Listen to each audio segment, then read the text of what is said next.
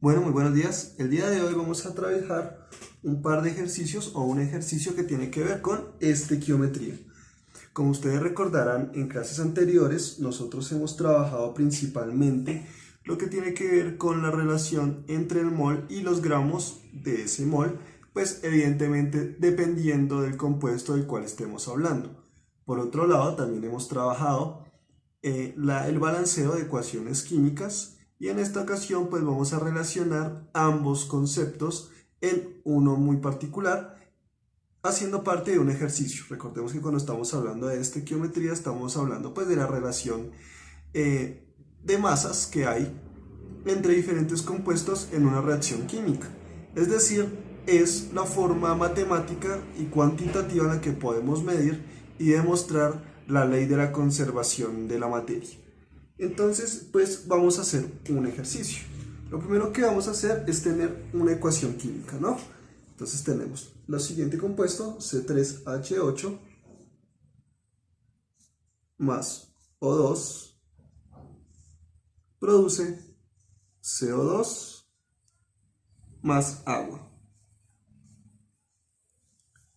Ahora, recordemos que cada vez que tengamos una ecuación química, lo primero que debemos hacer es mirar si está balanceada, es decir, que los elementos, la cantidad de los elementos que haya a la izquierda, pues debe ser la misma que hay a la derecha, es decir, que se conserve.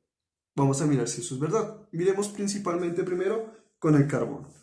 Vemos que antes, en la parte de los reactivos, hay 3 carbonos y en la parte de los productos solamente uno. Pues evidentemente necesitamos colocar un número para que en ambos casos sea igual. Entonces acá colocamos 3 moles y nos damos cuenta que 3 por uno de los átomos que había de carbono serían 3 carbonos. Y aquí 3 carbonos. Ya balanceamos los carbonos. Vamos a mirar los otros compuestos, los otros elementos, perdón. Entonces acá vemos que hay 8 en los reactivos y vemos que hay simplemente 2 en los productos. Entonces, ¿qué deberíamos hacer? ¿Qué número multiplicado por 2 da 8? Evidentemente 4.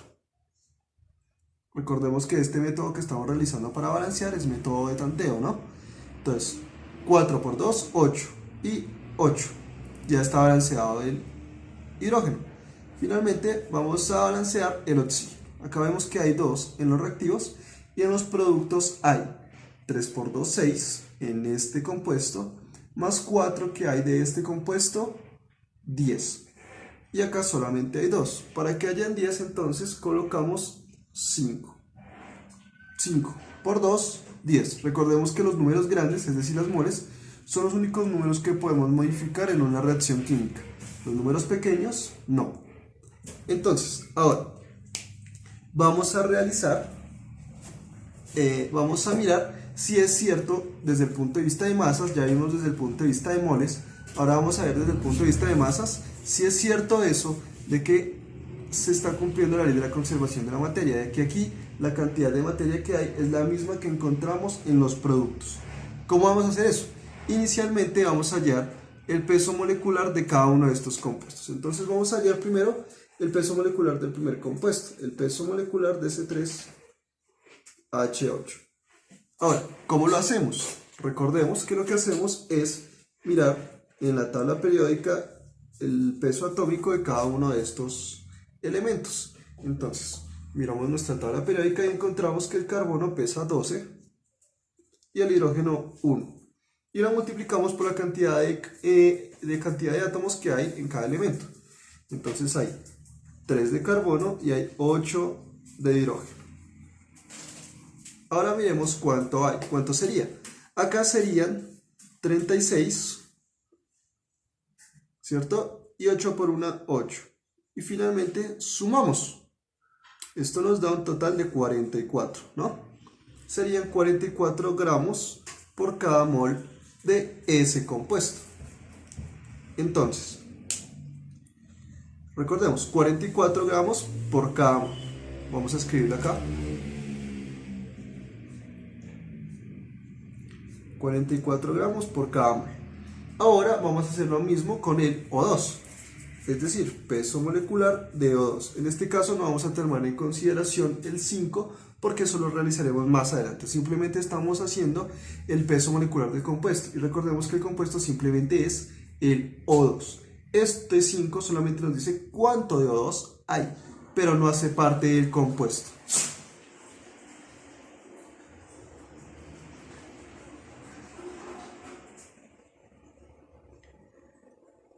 Es el O2.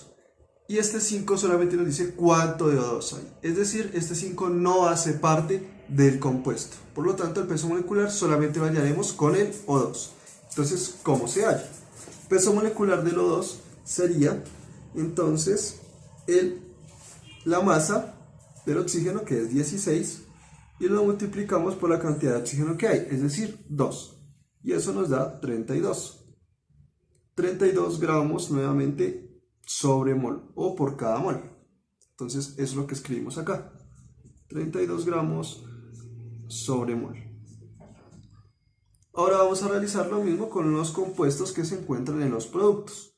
Entonces, peso molecular del CO2 será el peso atómico del carbono, que dijimos es 12, peso molecular del oxígeno es 16, y lo multiplicamos por la cantidad de átomos que hay de cada uno. Hay un carbono y hay 2 oxígenos. Entonces acá sería 12 y acá 32. Si nosotros sumamos eso, también nos da 44, es decir, 44 gramos por cada mol. Y finalmente realizamos el peso molecular del agua. Nuevamente, peso molecular del agua será la masa del hidrógeno, la masa del oxígeno, entonces el hidrógeno pesa 1, el oxígeno 16, y lo multiplicamos por la cantidad de átomos. Hay 2 hidrógenos y 1 oxígeno. Acá sería 2, acá sería 16, y esto nos da un total de 18. 18 gramos sobre mol. Pesa el agua. Lo colocamos acá, 18 gramos sobre mol. Y listo. Ya tenemos el peso molecular de cada uno de esos compuestos, pero aún no sabemos si realmente cumple o no con la ley de la conservación de la materia. ¿Cómo lo hacemos? Pues ahora sí vamos a tener en consideración las moles que hay de cada compuesto. Entonces, si hay una mol, acá hay una mol. ¿Por qué sabemos que hay una mol? Porque cuando no hay números significa una mol. Acá hay 44 gramos por cada mol. Si una mol pesa 44 gramos y tenemos solamente una mol, entonces evidentemente tenemos 44 gramos. Ahora vamos a mirar en el caso del oxígeno. Este O2 pesa 32 gramos por cada mol, pero no hay una mol, hay 5. Entonces esto lo tenemos que multiplicar por 5 moles. Este número será multiplicado 5 veces. Entonces pues vamos a hacer la ecuación, 32 por 5, ¿no? Eso nos da 160 gramos de este compuesto. Ahora vamos a sumar ambos para saber cuánto hay en los reactivos. Es decir, 160 más 44, que sería la masa total de los reactivos. Entonces acá 4, acá serían 10, serían 204 gramos en total, tanto de este compuesto como de este compuesto, 204 gramos. Ahora vamos a realizar lo mismo que hicimos en los reactivos, pero en los productos.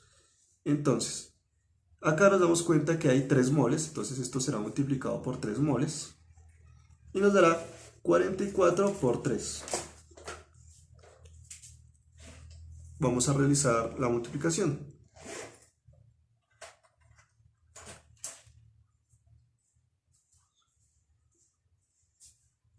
Eso nos da 132 gramos de este compuesto. Y el siguiente será multiplicado por 4 moles. ¿Por qué por 4 moles? Recordemos, nuevamente está el número grande, entonces multiplicamos 18, que es el peso molecular, por las moles que encontramos, es decir, 4. Será 18 por 4.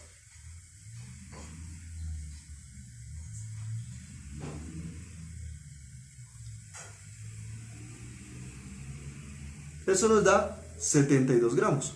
Ahora, la suma de estos dos compuestos debe ser obligatoriamente igual a la suma de los reactivos, porque, como dijimos, estos dos compuestos se gastan, se acaban, reaccionan entre ellos y se gastan para producir estos nuevos reactivos, estos nuevos productos. Los reactivos se gastan por completo, digamos, ya no están más, para producir estos nuevos productos. Por lo tanto, estos compuestos deben tener la misma masa que estaba inicialmente. Así que vamos a comprobar eso. Y vemos que la masa es exactamente la misma, corresponde y por lo tanto cumple con la ley de la conservación de la materia. De esta manera vamos a resolver también en nuestra clase el siguiente ejercicio. Será el ejercicio que evalúe lo que acabamos de realizar. Entonces será de la siguiente manera. Sodio más agua produce NaOH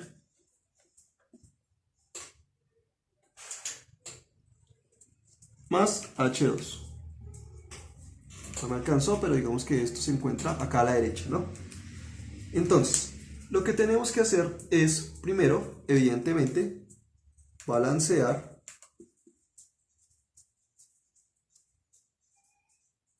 posteriormente tenemos que hallar el peso molecular de cada uno de los compuestos que encontramos ahí y finalmente determinar las masas de reactivos y productos y pues si hicimos todo bien debe corresponder lo que hay en los reactivos con la masa que hay en los productos y eso es lo que debemos hacer. Bueno, espero que les haya gustado, que hayan aprendido y nos vemos en una próxima oportunidad. Muchas gracias.